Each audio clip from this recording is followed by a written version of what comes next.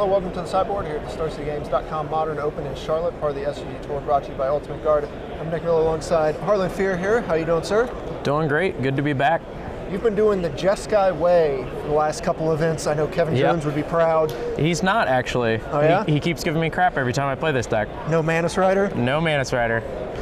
I think you'll have to make do. Yeah. Now, it's interesting, you've been playing a version of Jeskai Control here for the past, 3 events, basically. Yep. Dating from the Classic to the Open and now this Open. And your deck's kind of been evolving a little bit by little bit by little bit. And we saw results at the Grand Prix as well. Yep. That kind of had a deck like this with a bunch of Logic Knots, which is a card we'll talk about here in a little bit. But what's drawing you to playing a deck that basically looked like this 2 years ago? So I always will play Snapcaster Lightning Bolt in this format. I just don't enjoy doing anything else ever since I started doing it. So you'll notice like my Teamer deck from last year that looked kind of like a big pile of cards. I basically try and find the best way for me to play Snapcaster and Lightning Bolt in a mid-rangey tempo shell. So that's what we have here. Instead of Tarmogoyf and Huntmaster of the Fells, we have Geist of St. Traft and Path to Exile. Right. That's kind of the other big talking point of this deck, because when you think Jeskai, a lot of these cards are going to stand out to you. Yep. Kind of no-brainers. Path to Exile, Lightning Bolt, Serum Visions, these cards aren't going anywhere. Yep. Lightning Helix kind of gives you the aggressive slant along with Geist of St. Traft. And then the other interesting point, we'll talk about Logic Knot here in a second along with your other counter magic, but you have full 4 copies of Electrolyze running around. Yeah, so I think Electrolyze is really good right now and really important. So there's a lot of small creature decks that Electrolyze is fantastic against. And then there's another contingent of creature decks that are trying to play creatures that are good against Lightning Bolt, whether they're Thought-Knot Seers, Gurmag Anglers, Death Shadows. So you need Electrolyze to be able to tag team with your Lightning Bolts or Helixes so that you aren't getting 2-for-1 by those creatures. Right. Because in the end, you're a control deck. You can't lose card advantage to kill a threat. And then against the combo decks, usually you have to try and race them or kill them before they kill you. And you don't have a ton of burn spells, so it's really important for some of your burn spells to cantrip to find more of them. Because it's not like Burn where every other draw step's a burn spell. It's like every 4th probably, so you just need more cards. Lightning Bolt, Helix, Snapcaster, one of those, and Electrolyze is just kind of giving you that extra punch, little velocity to find the cards that really matter. It's also really the only proactive thing you can do at end of turn with Snapcaster Mage. Snapcaster Serum Visions is good, but you don't always want to tap your mana on your turn. Right. So. Right, it seems very good, with the Collected Company decks right now. All of them are running tons of mana creatures. Vizier Remedies is something you can shoot down as well, along with another creature. So that matchup seems like it'd be very good for that card. Yeah, that's one of my best matchups, and it's mostly because of Electrolyze. I win a lot of games where I don't even counter a Collected Company. I just have to clean up after it resolves, and Electrolyze lets me do that. So what is putting you in the spot to be kind of the tempo Geist of St. Traft deck, as opposed to the real high-end control deck, going up to Planeswalkers and stuff like that? Really, it's just Geist that does it all on his own. So, like, if you take Geist out of this deck, I just look like every single other Jeskai control deck. I just have cheap answers, some card advantage from Snapcaster Mage and Cryptic Command, and Electrolyze, and then I eventually win the game, which is how I normally board against a lot of decks. Geist isn't that good, so I just eventually value them to death. But Geist is really important so that you can turn the corner. Game 1, it's really hard. There's a lot of matchups that being a slow deck is very bad. So you need something to turn the corner and put the pedal to the metal. And Geist does that better than anything else. And I only have 4 slots to do that. So if I play something like Spell Queller, it's just going to die. I only have Snapcasters and Spell Quellers, so removal is just going to be very good against me. So Geist is very important with Hexproof, and it's a huge clock. Okay. And something you kind of champion about this deck, I think at the Open 2 weekends ago, you said this deck's very good because it really doesn't go high on the mana curve like a lot of the control decks. You're only going up to 4 with Cryptic Command, and most of this deck is just very lean on the mana curve. Yeah, I have a lot of 3s, but Geist, pretty much you just get to a spot where you can play him, and then usually you just win the game from him. And Electrolyze is really easy to fit in on spots. So now let's talk about Logic Knot, because this was a card you had replaced basically with Remands or Mana Leak or something else in the 2 mana slot. You know, we really saw this card shine at the Grand Prix, and you've moved to 3 copies along with 1 Mana Leak. Yeah, I tried 4 Logic Knots for a little while. They were a little too clunky, especially when you drew them in multiples. It was pretty hard to like Logic Knot a spell, they do something, you have to Logic Knot that also. So I have a Mana Leak to hedge, which I hadn't tried before this event.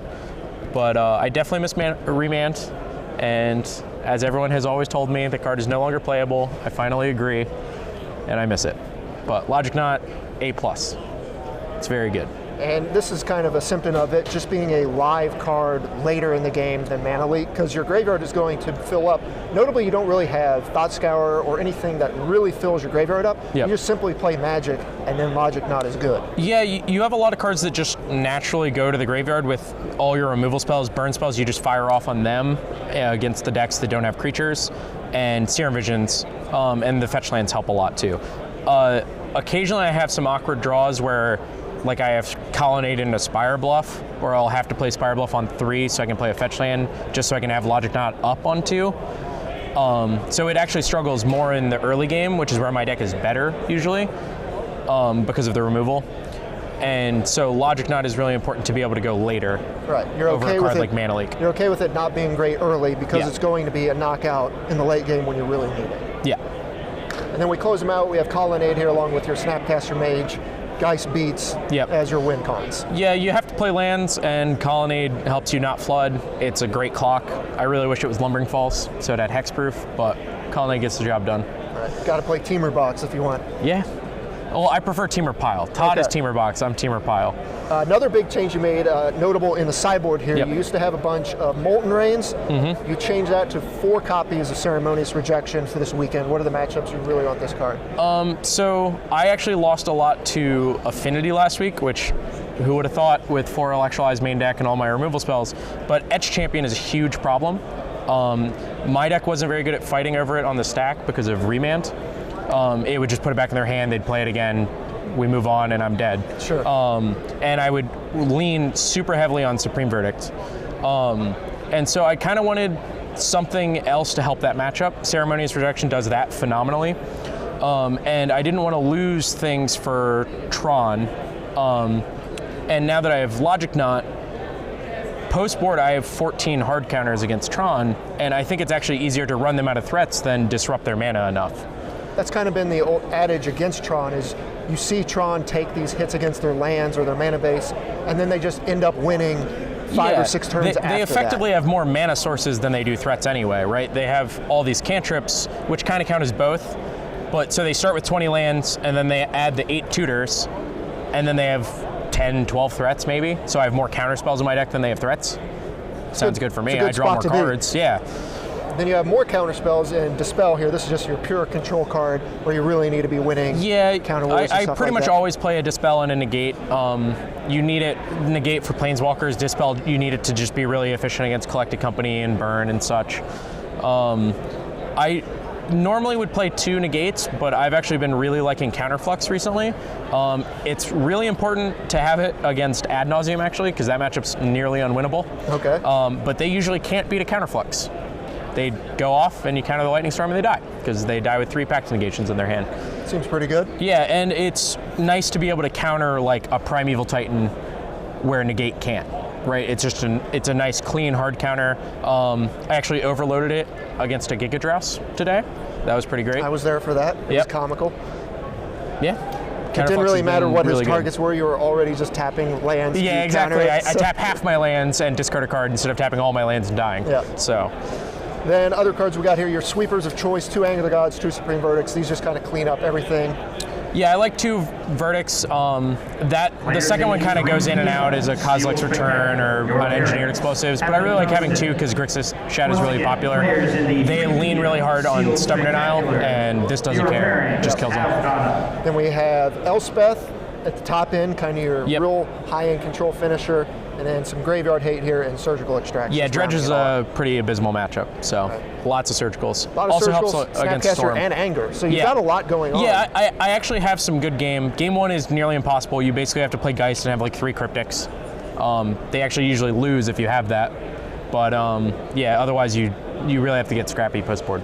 Okay, so you've been evolving the deck, week after week after week. Is this the best build of it, do you feel, after 3 weeks of playing it?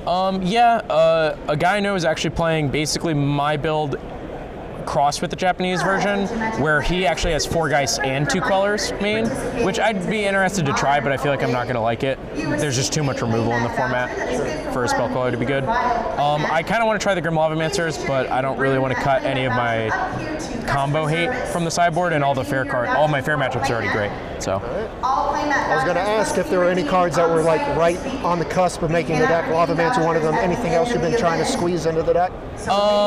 Jace, Architect of Thought, is one I would like to play, but I don't really think it's that necessary. I think all the matchups where it's good, I'm pretty good against. So.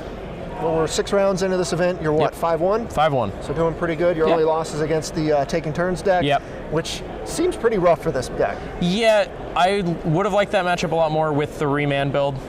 Being able to pick the fights a lot better on his end of turn so I could remand my own spells is really important. But that matchup I usually can win if I just jam a Geist early. Didn't see one in game 3. And eventually just fell behind because he has so much mana, and he's better at fighting on the stack. So, well, you can't win them all. 5-1's pretty good record so far. The deck looks good. I know you've been working on it quite a bit, so it's good to see success coming. Yeah, I think it's favored against really the majority of the format. Really, the only terrible matchups are Ad Nauseam, Dredge, and like Normal Tron, which Normal Tron might actually be pretty good now. I haven't played against it. But yeah, we'll see. All right, Harlan, thanks for joining me here in the sideboard. Yeah, no problem. Thanks for having me. Stay tuned to StarCityGames.com all weekend long for the action here in Charlotte.